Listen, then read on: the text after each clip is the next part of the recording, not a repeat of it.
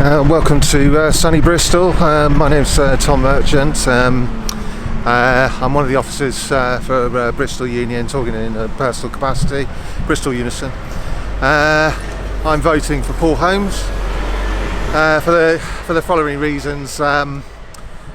This is a democratic union. That is one of the things it definitely is. Have your say. It's your chance. There's a selection of people you can choose, but I'm choosing Paul Holmes. It's got nothing to do, for me, it's got nothing to do with left or right. He is on the left, but for me that's got nothing to do with it.